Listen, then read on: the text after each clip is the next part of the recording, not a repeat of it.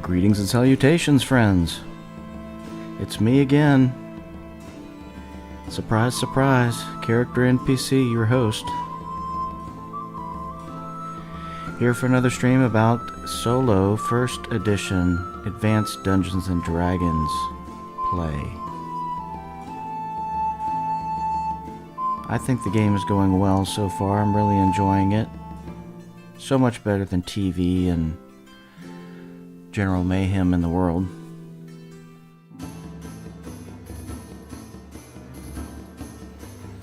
All the level of effort that I'll talk about later has been a labor of love. I've enjoyed it, and I hope that if you try this out, you'll give it some time and try to enjoy it as a labor of love as well.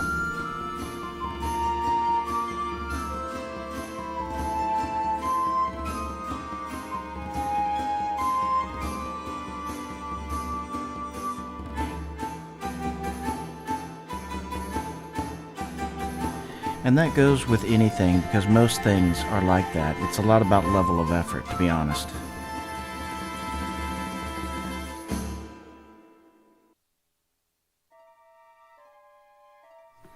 I mean, let that kind of be a life lesson to you. If there's any kids listening, I think it's a good one. Listen to your elders. Okay, so this, as I titled in the stream, is about Solo DM prep, and I've already done some videos or streams or whatever. I'm going to use those interchangeably about DM prep already, but I want to continue that process and show how I'm doing things, because to say that I'm not metagaming means that there's some way of coming up with ideas through plot lines without me just saying arbitrarily to make things better for the party or whatever, that it's happening. I think that's the best way to maybe describe what metagaming is.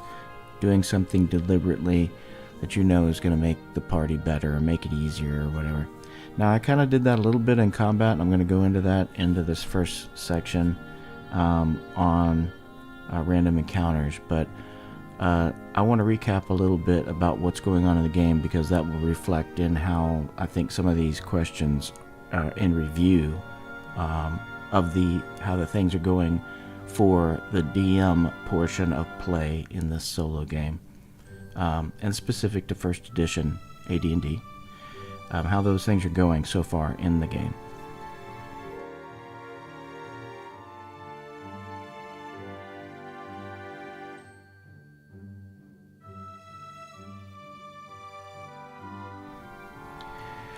So there's only been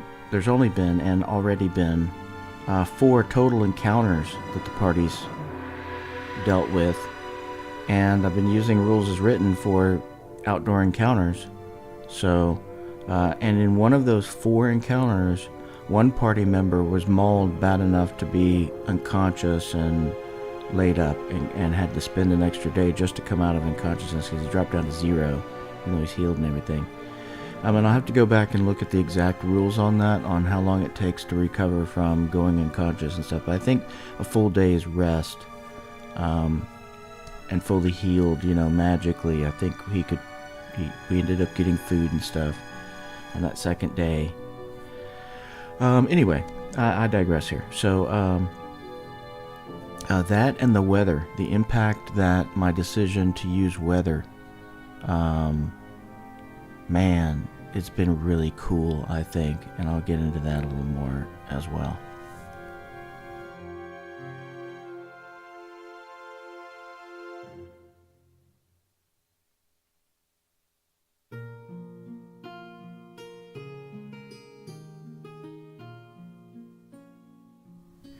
Okay, so to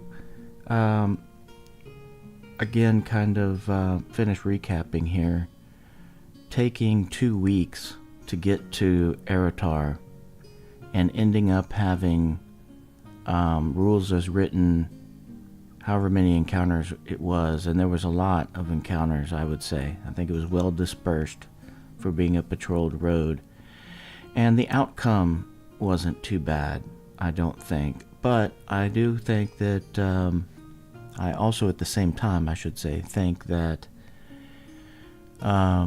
maybe the number was too low. I meant that on purpose. Possibly 1 die 4 isn't quite enough, maybe. Where's that? This is from the Dungeon Master's Guide on Frequency of Encounters, so I won't go through that. This is rules as written, we're doing that. But this is my encounter list that I used from the back of the Dungeon Master's Guide and made it level appropriate. So the total sequence of random encounters is both rules as written for the when, and the what comes from rules as written, but it has been dummied down to meet a first level party in a place that's patrolled and is the main merchant's route and things for travel to go, goods to flow. So money's involved, and that's important in the world. So it's dummied down, but there's still an opportunity here. 15% for brigands, 10% for orcs, 5% for gnolls, 5 for giant ants, 10 for wolves, 15% for wild boar. We didn't end up getting any. Thank God. They're the highest hit die. They will probably just tear us up. And look, their move is 15. So, I might not be holding that in an angle that I've got my camera locked for focus, but, I'd say maybe the how many, that's why I added this, the how many might go up, but for now it came out the way I expected it. There was kind of low encounters, and the where I still needed to work on a little bit. I think I need to explain better how the battle map is looking, or maybe get a little bit more stuff to go with it so that there's a better description in people's minds of what are we actually looking at. But I love using the miniatures, and I think that part's going well, using just coins and miniatures. Gives a greater view of the combat and what's going on and why things are happening the way they are. I did make a complete fail kind of act in the last stream, where after I talked about how the party wouldn't be able to wake up and run full distance and then take their attack, and then I did it with Asher, so that never would have happened. But it was at such long range, I kind of knew in the back of my head, this just isn't going to happen. This would need too many perfect things to happen in a row. But we did get initiative, so let's just call that role-playing finesse in the solo game. Brain fart. Okay, so I think that's enough about what I think about the random encounters, when, what is it, and how many, and where are they. It's going well. I think it could be tweaked a little bit more, and it will be for me, basically, like every adventure should have its own kind of random encounter tables built into it, because the party's going to change over time, and you're in a different condition. Maybe it's in the dungeon, maybe it's outdoors, maybe it's some of both. It's all these things put together. So, all right. So I'm satisfied with that. Maybe change quantity. Is it level appropriate? I think it is, and this is where I'm getting into the debate. Is not on did it work, because it works great. It's how level appropriate was it? And I think this turned out really well for what I was hoping for, because I don't want to kill the party right now. It's so easy to kill them. You saw how easy it is. They're going to die soon enough. Don't worry. There's going to be plenty of bloodshed ahead. Yeah, and thankfully I've thought ahead, and the world is big enough to account for lots of different opportunity. That's why I call this a campaign versus just, a solo adventure or whatever. All right, so level appropriate, yeah, and can always be tweaked. And then I really wanted to talk a lot about limiting metagaming and how you do that, but I can't come up with a good, concise way to actually articulate that. Oh, don't want to smear that. How to articulate that too well. I think it's like an art, and it's a finesse, and it's up to how you like to play, and is so dependent on Are you spending the afternoon wasting 2 hours by rolling up a dungeon crawl using the random tables? Man, do all the metagaming. Don't have any traps. Ignore all the traps and see how far you get. It's all great fun. And you're killing that 2 hours playing first edition Advanced Dungeons & Dragons, which is near and dear to my heart. Again, this all started for me with just a desire to pull out all the old stuff that I had. You know, actually it really started one day going into the attic and realizing that all the great stuff that I have out there is wasting away because in the heat extremes where I live, it can damage paper and stuff pretty quick. So I decided, oh man, I need to get this out of here. It's all kinds of stuff that I won't bring up right now. Great stuff. I'll digress into history forever. Okay, so how do we limit the gaming? Well, it really goes back to Rule 1. And what is Rule 1? Less is more. Anything else, refer to Rule 1. So, I know that's easier said than done, but what I mean by that applies every time, and that's why I'm talking about metagaming, but I have this next to the new location that we'll have to talk about. I think coming up with things after the fact is the best way to limit metagaming. So, you'll see what, here I've been talking about being watched, the party being watched, spies and things, and that's because the encounters that played out happened to be where one, I made a mistake and rolled the ogre. I think that was inappropriate as far as level appropriate is concerned. Reviewing that should have never happened, in the situation I had dreamt up for this to be going on in. But it's great that I can actually add a storyline out of it because I need to, or I don't need to, but I can come up with an easy reason why an ogre would be attacking the party as they just left town to go get some holy relic kind of like thing. It's not really a holy relic, but first level holy relic is the golden receptacle of St. Cuthbert.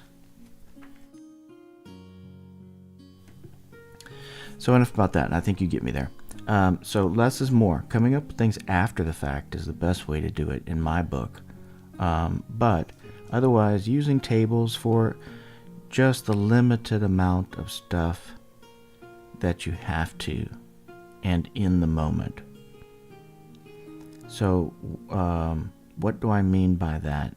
It's like when we got to the whole food thing, I hadn't really considered about how I was going to deal with it. I hadn't really even thought about how much actual marking off on the calendar food would take and what the weather would do.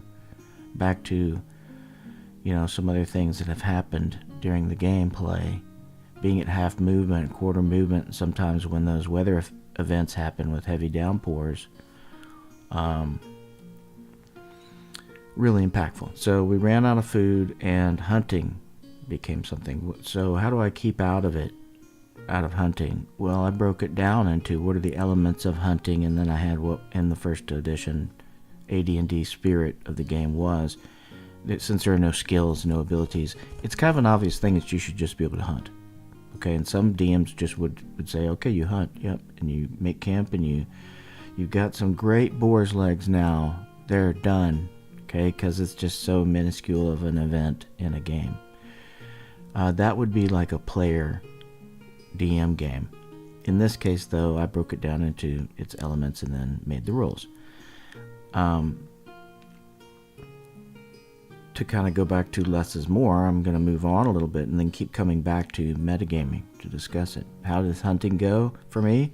I love it. I think it's going great so far. I think it's too iffy to not have rations with you, and I would want to take full rations because spells and prayers and everything are dependent on full rests.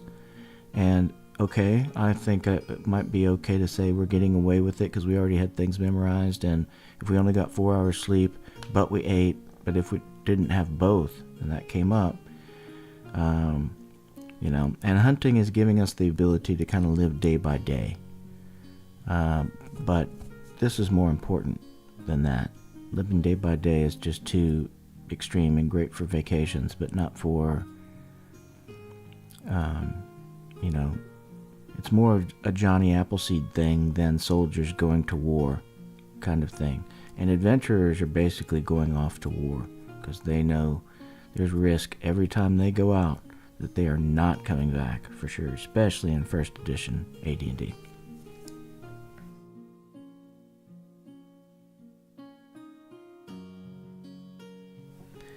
Okay, anyway, so how do I think the hunting's going? I think it's going great. If you don't agree, or maybe you have a better idea, put it down in the description for me. I'd like to hear other thoughts and ideas on this. You know, someone else was commenting on another video that I did about including weather. He thought that was a great idea, and how Greyhawk is involved in, you know, those original Advanced Dungeons and Dragons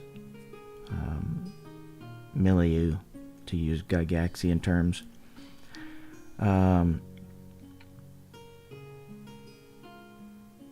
Yeah, I'd like to hear from folks about, you know, what they think hunting, if they have a better hunting idea, or how my use of it balances or imbalances the solo play. And the weather, man, I think the weather, I give it 3 checks. I think it's so cool. I think it's a must include. Everyone should include weather in the game, and that's from Dragon Magazine 68, the Greyhawk weather table. It's in-depth enough, you know, like if you're sitting around a table playing, if your players aren't attuned enough and can get off their phones long enough for you to roll up the weather in front of them and see how it's going to affect their ability to travel if they're outdoors. Now, of course, that's the only time when weather's relevant, right? Or as an omen between going to locations. Maybe they're just going shopping in town. Okay, you know, all right, so what? It's raining or it's not raining or whatever. And they're muddy. Adds to the ambiance a little bit. But in the travel scenarios where you're going from place to place on the roads, or anything other than flying, teleporting, even horseback, you know, it made the movement so different, and you could not expect to have a distance traveled in a certain amount of time, in my view.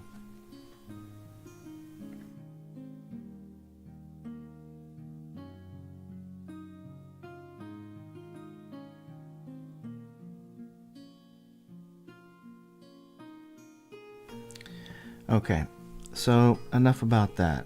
And I'm hoping that I'm coming through with how I limit metagaming by just having these, you know, these rolled tables. These are already part of DM'd and player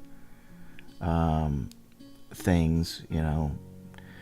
Dragon magazines being sometimes before in the content that is in another thing. Maybe some of it was in Unearthed Arcana, and some of it was in ends up in the Fiend Folio in the future, or whatever, right? It's I'm not including those books, but I'm including things that are in my repertoire of Dragon magazines and stuff like that. And that brings up something I'll show you here in a little bit, but that gets to the future. Let's go over, like, what is it that the DM prep is required if we are trying not to metagame and we're doing things, you know, hopefully after the fact. But in this case, inevitably, we're arriving at a new location. And in the first location, I used the village of Hamlet to be Elfwine, right? So this is my town, the village of Elfwine. And that made it easy. In fact, I included, if you haven't been following the stream, I included all the characters, the player characters' families are tied into the, you know, farmhouses and the blacksmith and different people that were NPCs in town. So the only person who isn't from Elfwine out of the Village of Hamlet module is Jorbus Bicklemole, the the gnome. The gnome illusionist thief. Whenever I think of this now, I always have to think of Grog Talk. It's funny. I can't help myself now. Can't talk about gnomes without talking about Grog Talk. All right. So anyway, when I go back to the limit metagaming and the new location, like, here we are, I've got to do something about that. And I seriously have not. That's my modus operandi. Rule 1, less is more. I don't even have the new location, and here we've arrived, and we're going in. So what I would do, and what I did today, because I knew I had some time, I think I might start just streaming the game like Monday through Friday, and do these DM things in between, maybe one on a weekend if I have to. But you'll start to see how really it happens a lot of times in the moment. Now, it depends on how much of a holdup it would be to the game as to whether it makes sense to do it then in play, and then maybe even refine it, or just do it after the fact.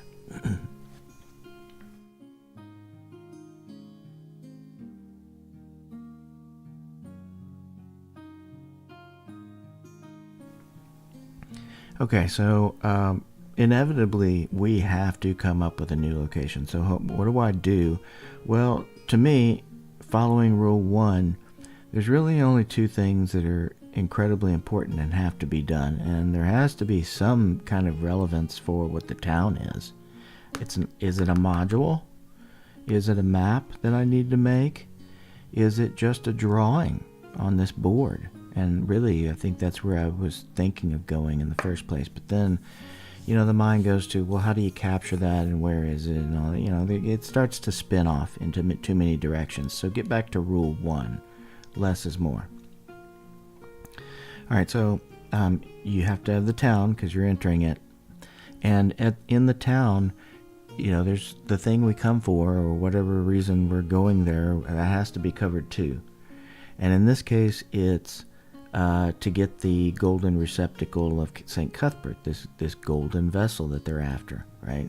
I think it's so cool. I don't want to digress too much, but I think it's so cool how I just randomly was looking at the magic research section after watching at the Eldar guy do a video on magical research. David Thompson. Check him out. You need to go and subscribe to his channel. It's really good stuff. But anyway, he was talking about magical research, and I was going and looking it up in the DM's guide, and that's where I saw the whole thing about this would be a great, it was in the moment. That'll be the plot.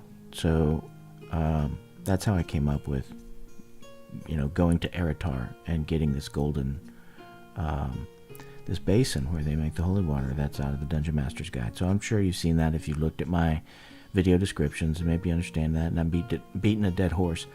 But that was again, in the moment kind of Rule 1, less is more thing that happened.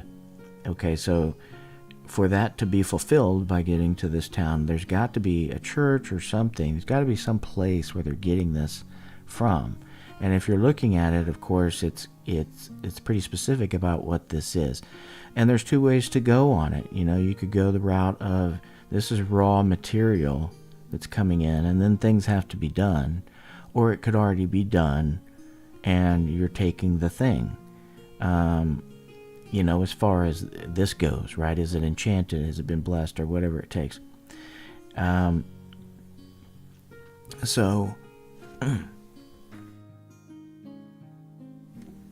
Excuse me. And so that'll logically have some NPCs tied to it, whatever that is. And of course there's inns, taverns, there's some place where everybody's going to stay. There could be some shops, but unless we're going to the store to buy something, you really don't even need it in the moment, back to Rule 1. And shops are kinds of things that, they're not too hard to fudge, right? You get a list, and maybe I'll do just like I do the random encounters. Have lists. That's probably what I'm going to end up doing. Here I'm getting ahead of myself. How would I deal with that? I'm dealing with it in the moment, and this is what I'm thinking. Giving away my ideas here on the next thought. Okay, so we needed to come up with a town and maybe the NPCs, and basically an inn, at least an inn, and the church. And so how did I do that?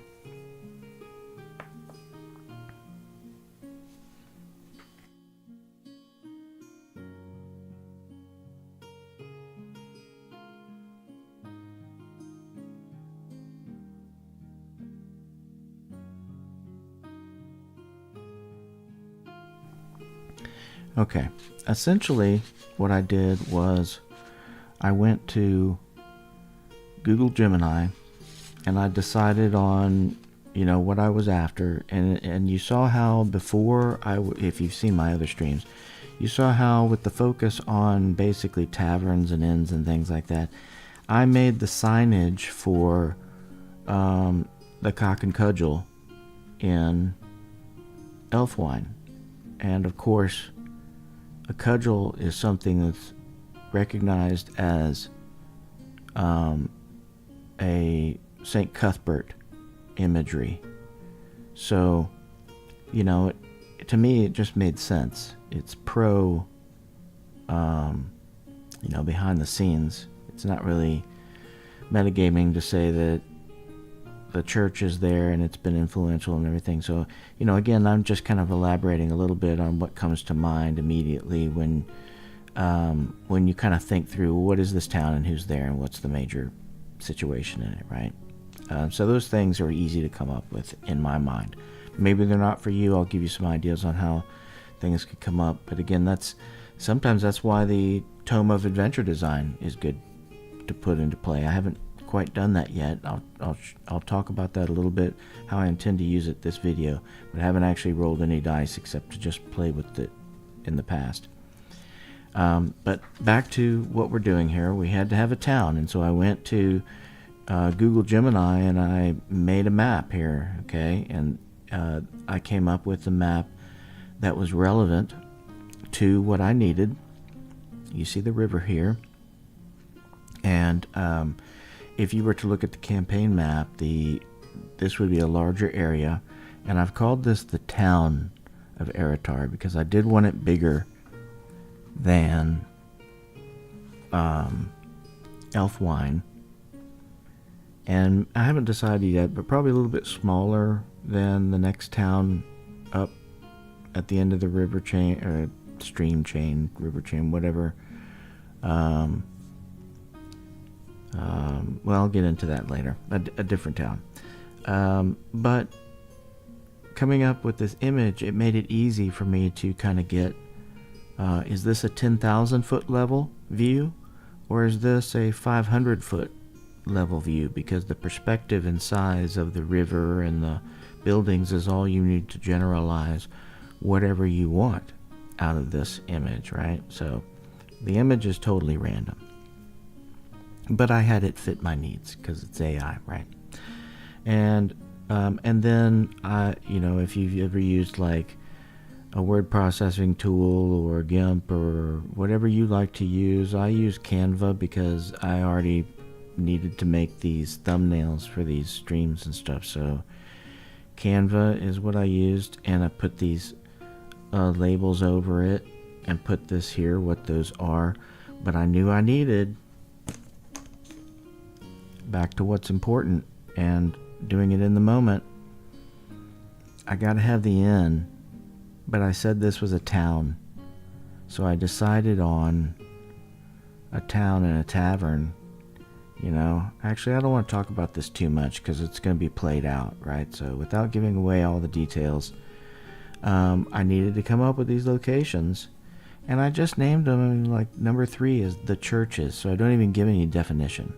Another good reason to go to at the Eldar guy, again, David Thompson's YouTube channel, and look at his town or city building. I forget exactly what it's called, but it'll be obvious if you go through his first edition AD&D list of videos. He's got one on town or city building.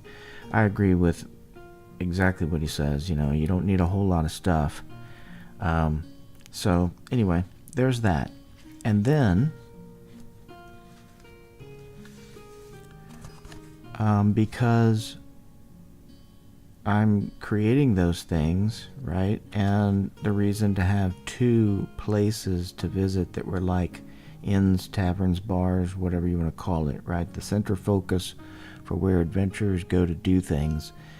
Usually that's it in a game. You got the quest destination, if there is one. You got the inner tavern, whatever you want to call it. Everybody goes there and does it there, and some kind of merchant-like thing, a magic shop, if that's what your players do. The shops, whatever. That's all there is. That's about it. Unless there's some kind of... Nobody ever cares about the residential districts unless they're maybe a thief going, for a city adventure. But anyway, I'm getting too detailed now. I think you get my point. Less is more. Rule 1. Less is more. Anything else, refer to Rule 1. Okay, so just beyond doing the image because I could, and laying out the things that just had to be there, I did the same for the image, the inn signage, because that's what I started doing with the cock and cudgel. And so that made it easy to have a methodology for what I'm doing. So part of this is just workflow and effort, level of effort. I didn't talk about level of effort yet. Maybe this is a good time. That's a really big impact on all of this as well, I think, in the less is more rule, especially, because at the end of the day, it really should be on here.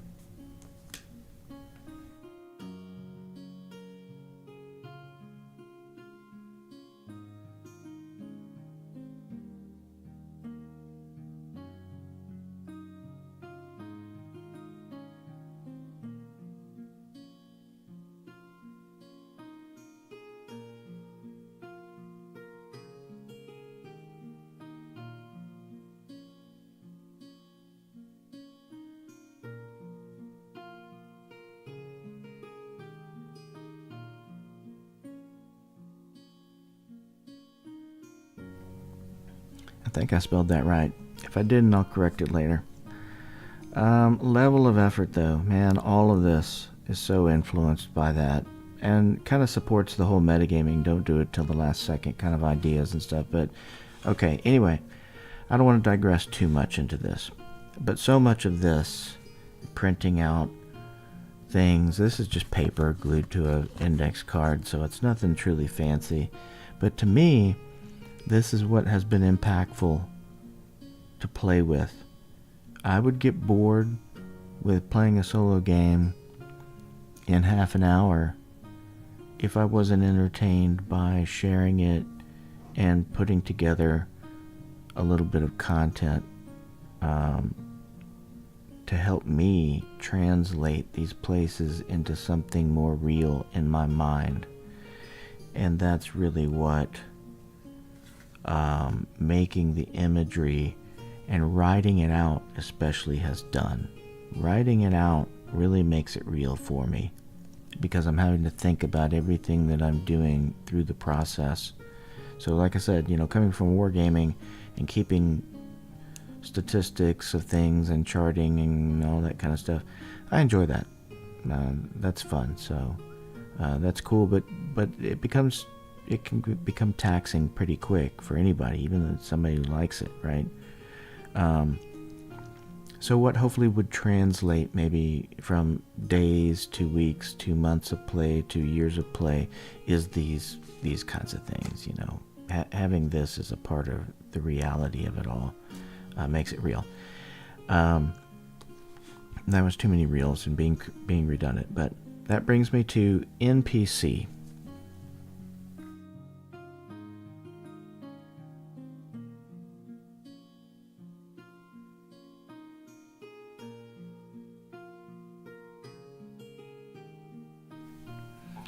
Okay, with NPC, again, I want to be, I want to limit metagaming in there. So I like the idea of using random tables and things as stuff comes up. But if you're trying to limit metagaming and use rule 1, less is more, how does that work? And I've come up with an idea that I'm playing through that I got out of the village of Hamlet.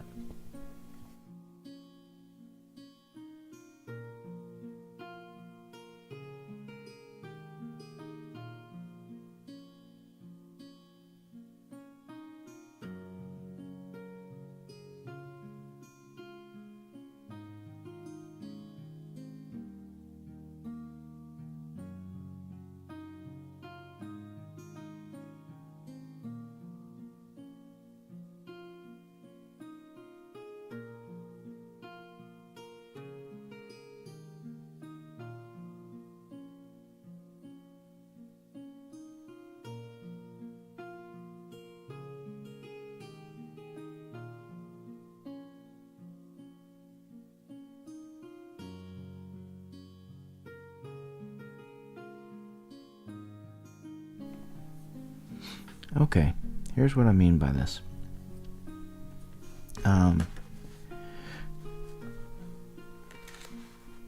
In the module, it used a method of having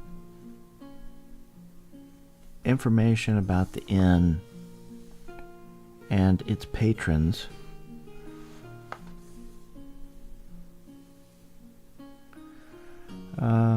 where is that?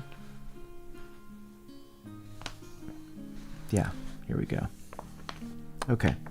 In inns and taverns, everything really is centered around the common room, first off. I mean, I'm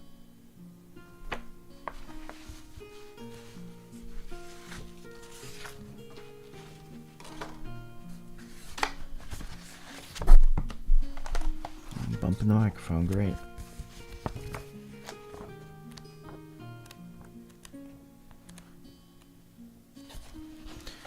This is Dragon Magazine 29, I think it is.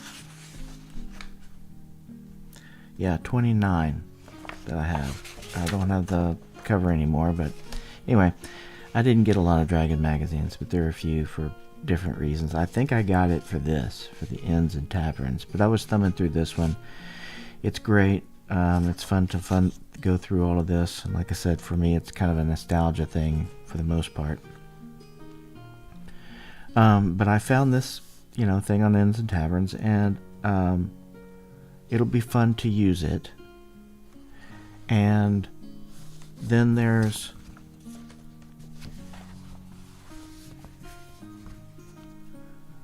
this part. It talks about,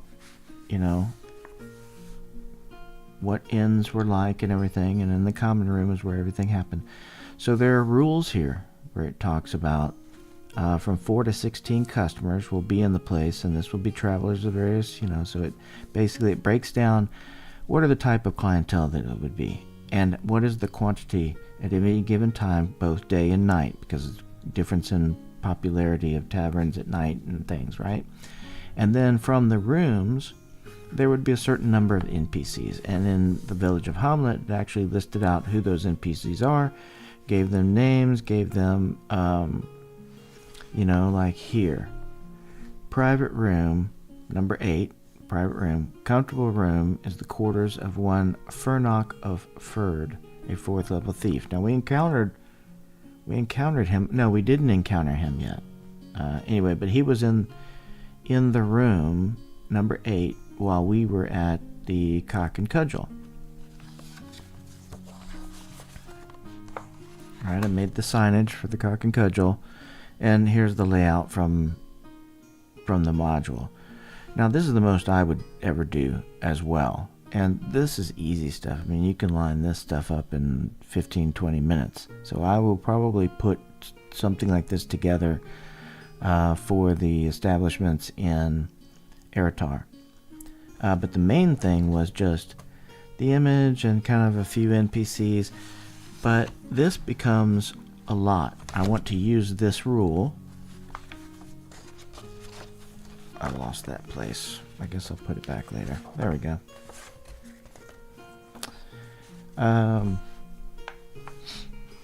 You know, putting these NPCs in place in the inn, I think is a bigger job.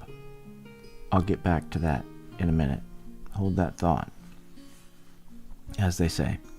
In the meantime, though, what all of these things have in common, if you know more about how things worked in first edition Advanced Dungeons and Dragons, you know, milieu back in the old days with Gary Gygax, is there would basically be, you know, somebody who's owning the place and kind of running things, and that would be maybe a little bit variable if you wanted to, so I'm going to do that a little bit random. So that's innkeeper and staff, or bartender and staff, or something like that. Maybe a wife, maybe some kids, who knows. Doesn't really matter. It's all play there, role play. And then the patronage. So we're going to use this kind of statistics for the patronage. And the patronage mix will be defined as a role-playing portion of the locale. So, you know, the Cock and Cudgel has this, but some other inn or tavern or, you know, whatever. I don't know what we're going to... Way station. Who knows what we'll come up with. It'll vary. And then these NPCs, there's a rule, and it says...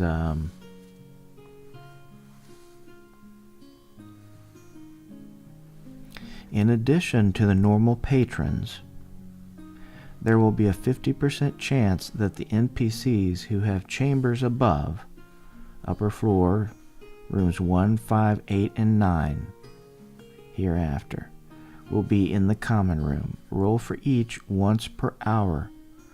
Several barmaids and potboys will circulate. This is what I mean by the staff. And that's all they give you here is just several. Because it doesn't matter, right? You roleplay as much as you want. Put in there what you want. Bringing viands and drink. I don't know what that is, but I learned new vocabulary playing first edition AD&D myself, which is kind of cool as well.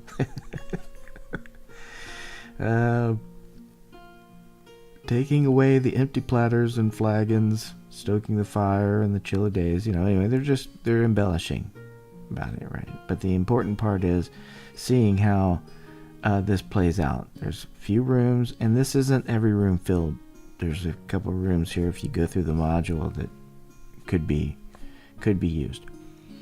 But these NPCs have names, they have gear, some of it magic, and this kind of stuff. And their alignments and things are important if you're going to actually interact with them.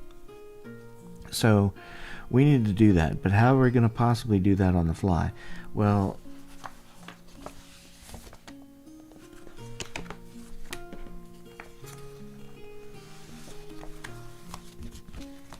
that's where the Rogues Gallery comes into play. If you haven't seen this, see, and there's the picture that I used for the cover.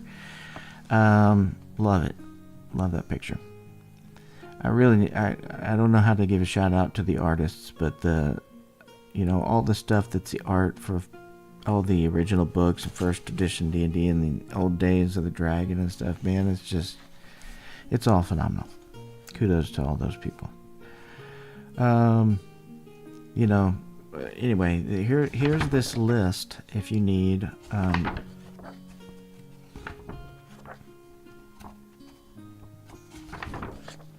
We need clerics.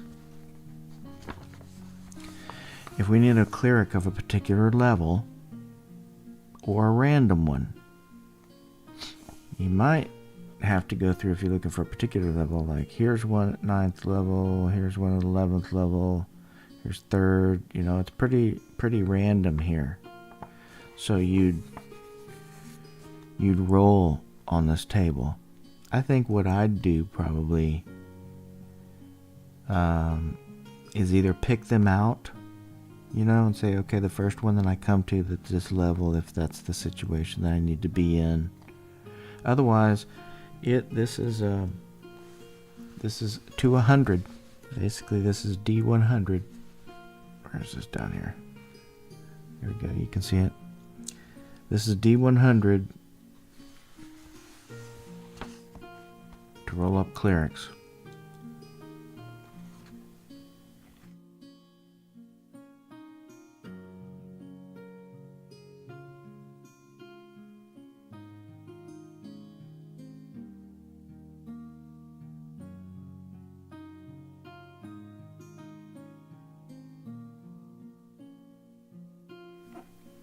This is D100 for paladins.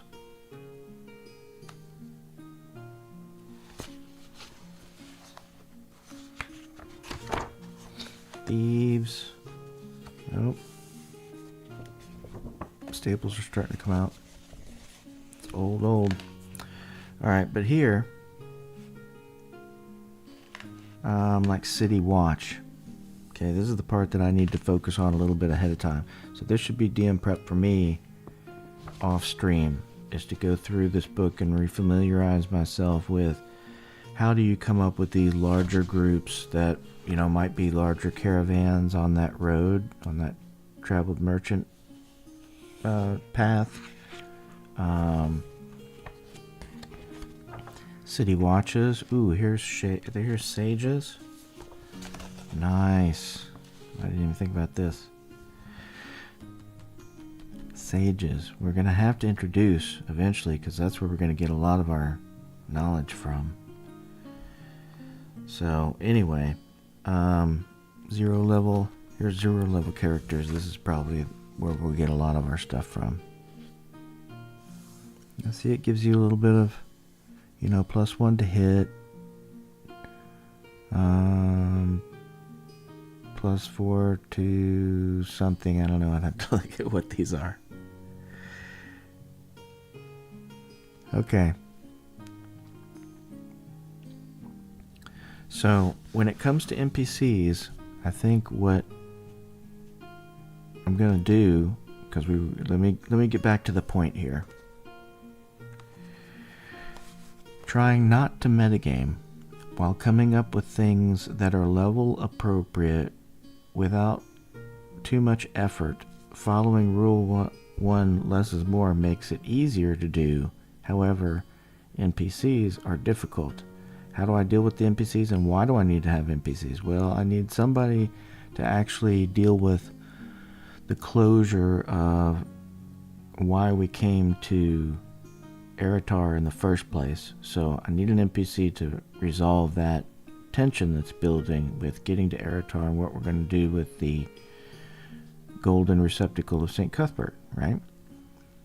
How do I come up with those? I'm going to use Rogue's Gallery. That's how I'm going to come up with them. I might use some other source later on, but for now, Rogue's Gallery is going to be the way that most things go.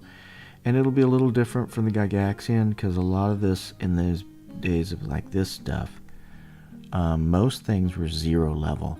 Even like city guards and stuff, they're all 0 level men. City watch, all that kind of stuff, 0 level.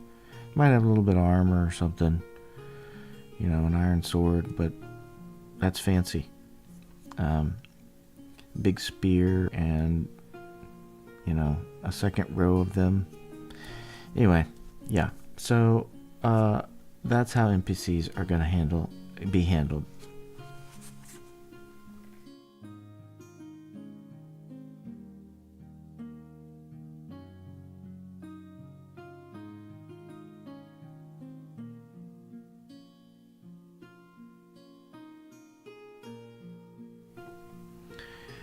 Okay, so how has this been going? It has been going fantastic. I really enjoy it. And so that really kind of gives you an explanation of how things are developing without too much effort and too much, you know, what level of effort I'm going through to create this. And I'm going to have to move this. Like, here are some decisions that had to be made. Let me go through a little bit of this, even though it's going to look like last week's news by the time we actually go through it.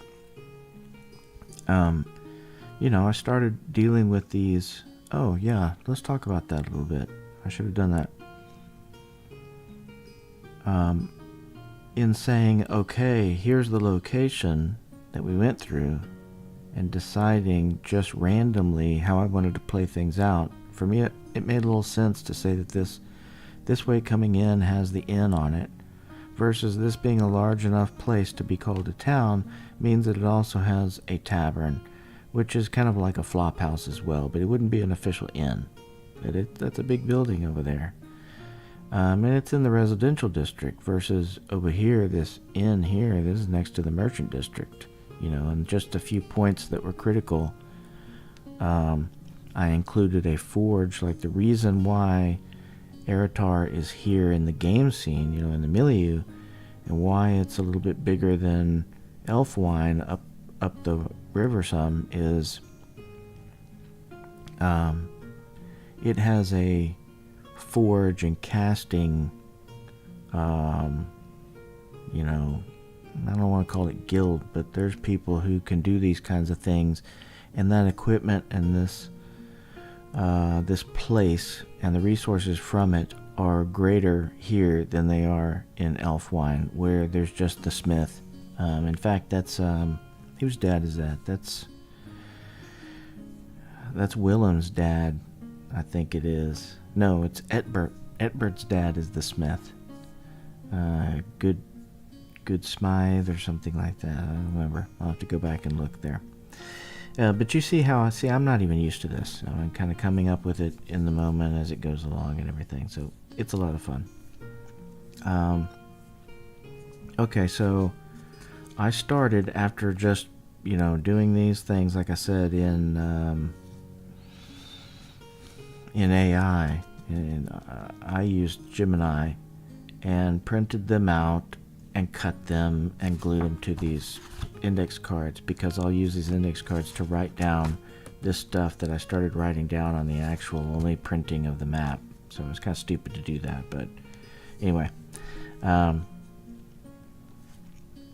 came up with the names of the people and kind of got an idea in mind about who they were as people based on what the scenario dictated. For example, we got to come up with somebody to meet. And so it was easy to come up with the idea that, okay, there needs to be this, maybe not race, but this class of individual. Likely they're going to be cleric, right? And they may be higher or level than you in the storyline, depending on how you want it to be. You're dictating how things are going along. So you as the dungeon master need to come up with what those details are, but only to the minimum, keeping it simple, and less is more. So I used donjon.bin.sh is the way I say it. This is like a Linux, Unix notation. I love it. This site has tables for randomizing certain things, and in particular taverns and towns, and you can do quite a bit of a whole campaign just using the donjon stuff. I try to limit it to what's really necessary, but I'm also building a rumors table for it, from it, that I'll introduce here in probably another DM prep, because it'll be broader, bigger rumors that we'll use for the Tome of Adventure design kind of stuff.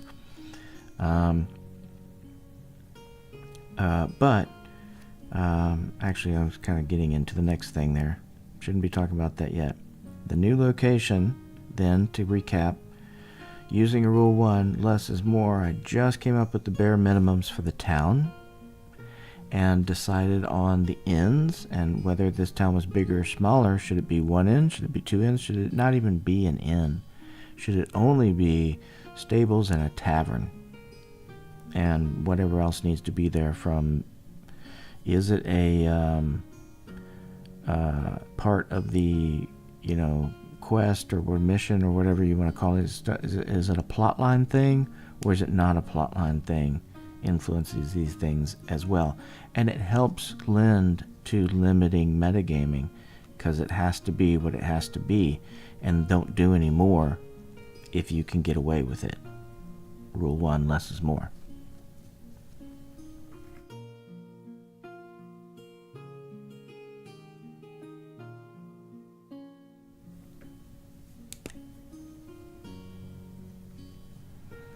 Okay, so I have a little bit more to go, but essentially I have the innkeeper, the bartender. I don't have a name for the whole person that they're going to show up to get the basin from, get the actual receptacle for the holy water. That name I don't have yet. I just need to go to Donjon and see one that I like. But I usually go through tons of iterations, and sometimes I see things pop up again that I had already seen, but hey, that's okay. Don't worry about it. Choose what makes sense or what you like. For me, it's basically like a random name generator at this point, because that's all I've created out of this. Oh, and defining the rules. And I'm going to reiterate, the inn is going to come, all inns, basically. This is going to be my modus operandi as well. For me, all inns will be based on the T1 module inn. What was the welcome winch for me is the cock and cudgel. Way those NPCs come down out of the rooms. If there's a place that rooms can be rented, then rolling up NPCs out of the rogues gallery adds that flair, right? Come up with names. I can do that ahead of time and not even come up with a plot line. And it only comes into play if we actually interact with them. But they're already ready in there because I've rolled them up out of the gallery and have the rules for how they come into play. So, again, back to limiting metagaming. Make it simple. Follow Rule 1.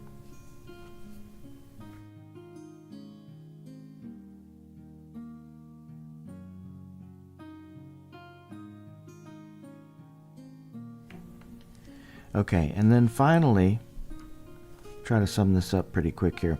The storyline and rumors. And when I talk about back to the metagaming, limiting metagaming, doing things after the fact, I'm coming up with this storyline after the random encounter tables had the event occur where it was. This ogre was just outside of Elfwine in the same hex. Like on the first day or something, right? And it's just the way it played out. But I think it's really cool that it could be part of a larger storyline and just completely makes sense. And then we saw this gnoll, and I had the gnoll escape, and I think it just makes sense for these they're humanoid, is I think the way they're... Actually, they're listed as giant class, but anyway, you get me. They're semi-intelligent, and all generally work together as well. There's another point to this, and Asher knows that. Anyway, I think it just all lends itself to an obvious storyline. So, and I put this dashed line here in regards to that because that's how this is coming up, right? That's exactly how this ends up becoming a storyline. So part of the DM prep is to start to string those together as necessary. Right now I might tonight or tomorrow before I stream the actual day's events, I might come up with a storyline out of the Tome of Adventure Design, or maybe not, maybe even just make it up as a possible opportunity to discover a rumor or something, but I don't think I really need to do anything more unless some event happens. Like, let's say we had another encounter and it ended up being 4 gnolls, and the party is nearly slaughtered.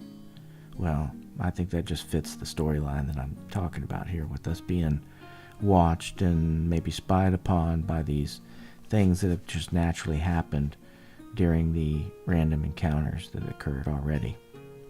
So we got to get all the way back, and the weather's going to happen anyway. So it's going to play itself out. But again, having some having some things already in mind lend themselves to quickly develop the storyline as well. Like I mentioned in reading the ogre description in the monster manual, it talked about sometimes being controlled by evil clerics, or working with other, and lists a few monsters. Man, I think that really, to me, is the obvious storyline. I think the obvious storyline is an evil cleric out there. And logically knowing that here we're getting this device that's helping in the alternate, the enemy's clerical abilities, to make more holy water. I think it just makes sense to me.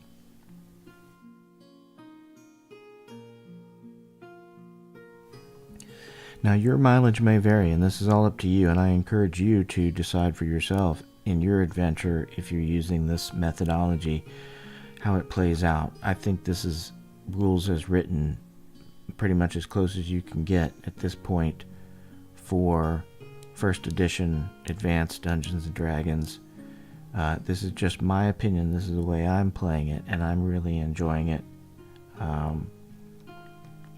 Yeah, so the next steps, to summarize, to recap and end this, the storyline, I think I'm going to continue on with this idea, because I said it's logical, it's playing itself out. And then I'll have something ready in case it happens. Like I might just go ahead and have a rumor prepared, and then we have an opportunity to check that rumor, but if the rumor doesn't, if you don't get it, then you don't get it. And that's what's happened so far, is we just don't get any rumors. And so that also is kind of self-perpetuating, self-feeding.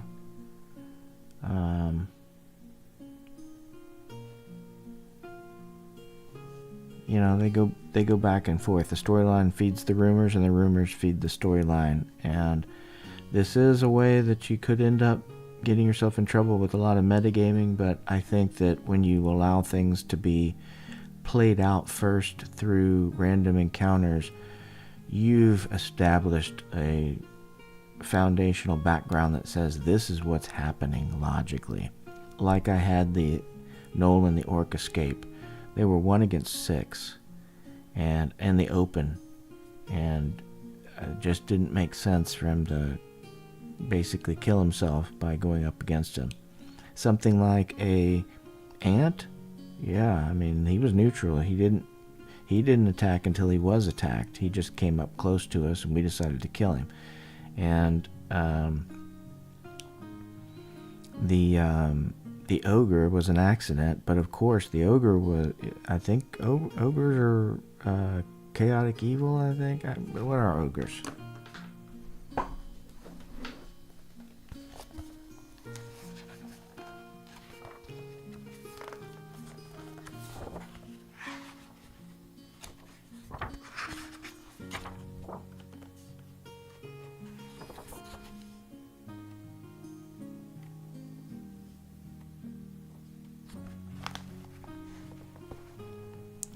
Yes, ogres are chaotic evil. And so he just went up and attacked, He was discovered, and he's not so bright either.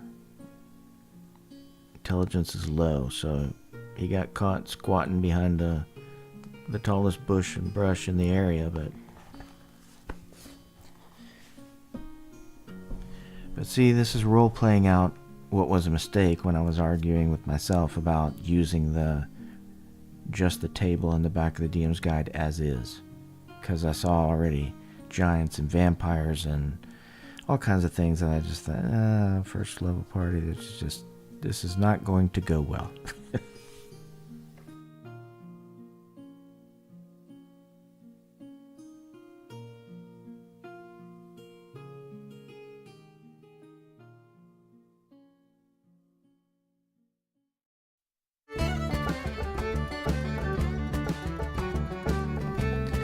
Alright, dear friends, this is where I leave it.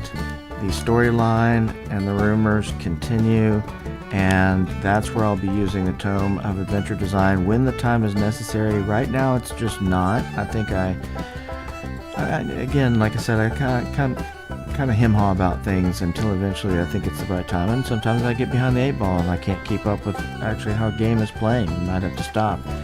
But what is necessary to actually get into town is kind of done and fleshed out. I'm just going to come up with a name for who's the person we're supposed to meet, and I'll probably have a level for him or something. I don't think I might roll in the Rogues Gallery. Maybe just do that.